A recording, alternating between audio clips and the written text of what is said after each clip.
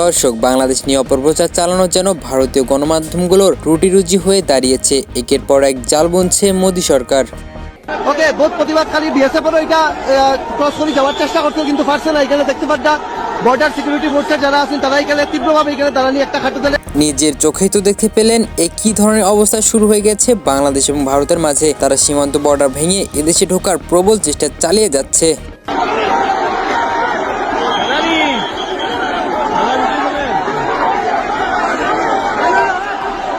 বাংলাদেশের সংখ্যালঘু নির্যাতন নিয়ে মাথা ঘামানো ভারত নিজেদের সংখ্যালঘুদের নিরাপত্তা দিতে পারছে না। দেখুন কিভাবে একের পর এক মসজিদ উড়িয়ে দিচ্ছে।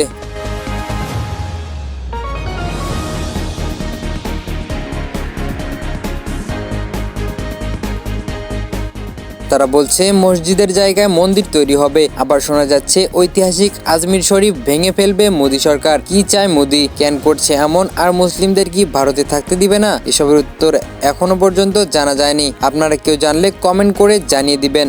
ধন্যবাদ সবাইকে। ভালো থাকবেন, সুস্থ থাকবেন। আল্লাহ হাফেজ।